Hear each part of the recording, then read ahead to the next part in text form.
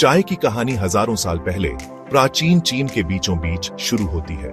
धुंध भरे पहाड़ों और हरी भरी घाटियों के बीच कैमेलिया साइनेंसिस का पौधा फलता फूलता था। नाजुक सफेद फूलों और चमकदार हरी पत्तियों वाला यह साधारण पौधा एक रहस्य रखता था। इसकी पत्तियों के भीतर एक ऐसे पेय की क्षमता छिपी हुई थी जो पूरी दुनिया को मोहित कर लेगा। सदियों से प्राचीन चीनी लोग प्रकृति और उसकी देन का सम्मान करते आए हैं। वे सभी चीजों के परस्पर संबंध में विश्वास करते थे और प्राकृतिक दुनिया के साथ सामंजस्य बिठाने की कोशिश करते थे। खोज और श्रद्धा की इसी भावना में उन्होंने चाय के पौधे के अद्भुत गुणों की खोज की। कहानी है कि चाय की खोज का पता पौराणिक सम्राट शेननोंग से लगाया जा सकता है। एक बुद्धिमान और दयालु शासक शेननोंग एक कुशल वैद्य भी थे। पौधों के औषधीय गुणों के बारे में उनमें एक अतृप्त जिज्ञासा थी। एक दिन अपने राज्य से यात्रा करते समय शेननोंग एक जंगली चाय के पेड़ के नीचे आराम करने के लिए रुके।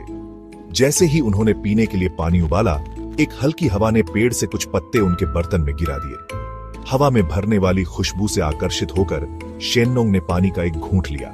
स्वाद कड़वा और ताजा दोनों था और उन्होंने स्पष्टता और कल्याण की भावना को अपने ऊपर छाया हुआ महसूस किया। इस प्रकार किंवदंती के अनुसार चाय का जन्म हुआ।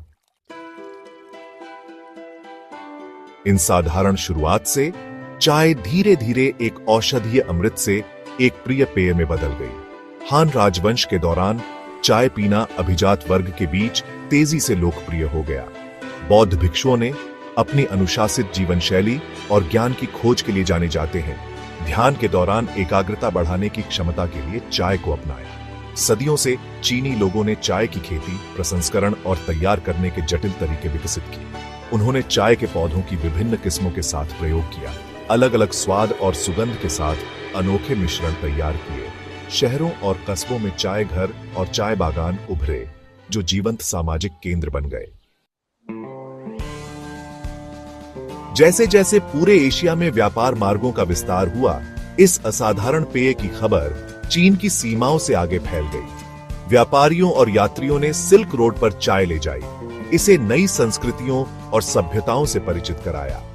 चीनी चाय संस्कृति की भव्यता और रस्म से मोहित होकर जापानियों ने चाय को उत्साह के साथ अपनाया। पूर्व के हलचल भरे बंदरगाहों से चाय ने पश्चिम की ओर अपना रास्ता बनाया। पुर्तगाली व्यापारी चीन के साथ व्यापारिक संबंध स्थापित करने वाले पहले यूरोपीय लोगों में से 16वीं शताब्दी में चाय से परिचित हुए। इस विदेशी पेय से आकर्षित होकर वे थोड़ी मात्रा में इसे यूरोप वापस ले आए। भाग 5, ईस्ट इंडिया कंपनी और भारतीय चाय का उदय। यूरोप में चाय के आगमन ने इस विदेशी पेय की मांग में वृद्धि की। एशिया के साथ व्यापार पर एकाधिकार रखने वाली एक शक्तिशाली व्यापारिक संस्था ईस्ट इंडिया कंपनी ने चाय की आर्थिक क्षमता को पहचाना। हालांकि चीन अपने चाय उद्योग की जमकर रक्षा करता था, अपने रहस्यों को साझा करने के लिए अनिच्छुक था। चीन के एकाधिकार को तोड़ने के लिए दृढ़ संकल्पित ईस्ट इंडिया कंपनी ने अपना ध्यान भारत की ओर लगाया। भारत के कुछ क्षेत्रों, विशेष रूप से असम में जलवायु परिस्थितियां चाय की खेती के लिए उपयुक्त पाई गईं। ब्रिटिश औपनिवेशिक सरकार के समर्थन से पूरे भारतीय उपमहाद्वीप में विशाल चाय बागान स्थापित किए गए। भाग 6, चाय के लिए जागृत एक राष्ट्र। भारत में चाय संस्कृति। भले ही चाय की उत्पत्ति चीन में हुई हो, लेकिन यह भारत में ही था जहां इसे वास्तव में दूसरा घर मिला। अंग्रेजों द्वारा चाय की शुरुआत ने भारतीय उपमहाद्वीप के पाक और सामाजिक परिदृश्य को बदल दिया।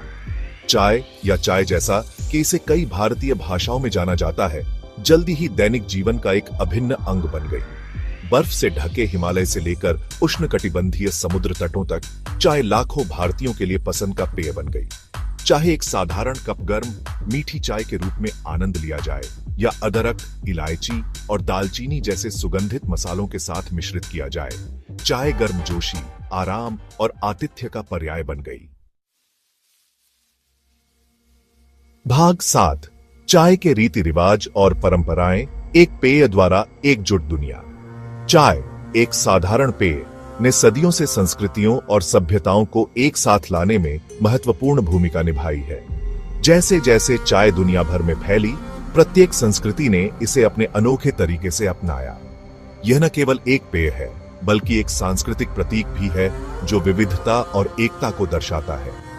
जापान के विस्तृत चाय समारोहों से लेकर जहां हर कदम में ध्यान और शांति का समावेश होता है, इंग्लैंड की आरामदायक दोपहर की चाय परंपराओं तक, जहां चाय के साथ सैंडविच और स्कोन का आनंद लिया जाता है, चाय सिर्फ एक पेय से बढ़कर हो गई। यह आतिथ्य, परंपरा और सामाजिक संबंधों का प्रतीक बन गई। यह लोगों को एक साथ लाने का एक माध्यम है, चाहे वे कहीं भी हों। तिब्बत में चाय में मक्खन और नमक मिलाया जाता है, जो इसे एक समृद्ध और नमकीन पेय बनाता है, जिससे एक समृद्ध और नमकीन पेय बनता है, जो अधिक ऊंचाई का मुकाबला करने में मदद करता है। यह पेय तिब्बती जीवन शैली का एक अभिन्न हिस्सा है।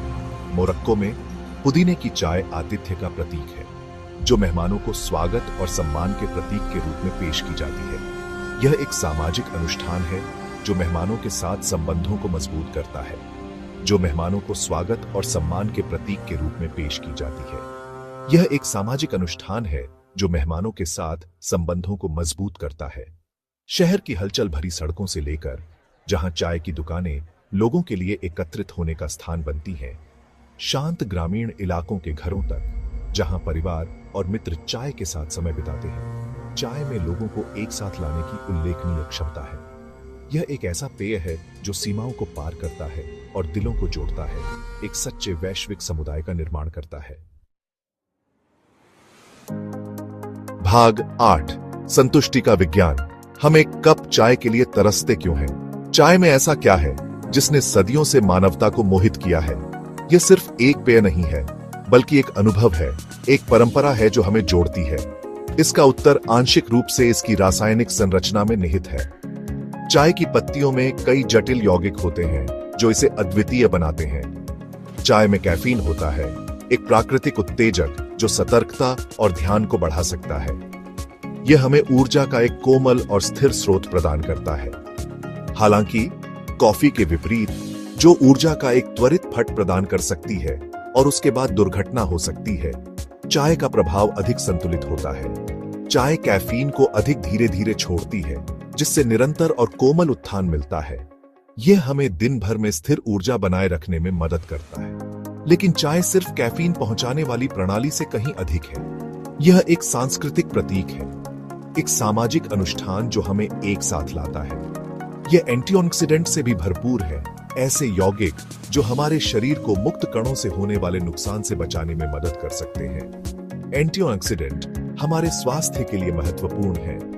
कुछ प्रकार की चाय, जैसे कि हरी चाय, विशेष रूप से एंटीऑक्सीडेंट में उच्च होती है और यह हमारे शरीर को डिटॉक्स करने में मदद कर सकती है और कई स्वास्थ्य लाभों से जुड़ी होती है। यह न केवल हमारे शरीर को पोषण देती है, बल्कि हमारे मन को भी शांत करती है, जिससे हमें संपूर्ण संतुलन मिलता है। भाग 9, एक कालातीत परंपरा। आधुनिक दुनिया में चाय। आज की तेज तर्रार दुनिया में चाय हमेशा की तरह प्रासंगिक बनी हुई है। चाहे आप एक व्यस्त पेशेवर हों जो अपने काम के दौरान एक कप चाय का आनंद ले रहे हों, या एक छात्र जो पढ़ाई के बीच में एक ब्रेक ले रहा हो, चाय हर किसी के जीवन में एक महत्वपूर्ण भूमिका निभाती है।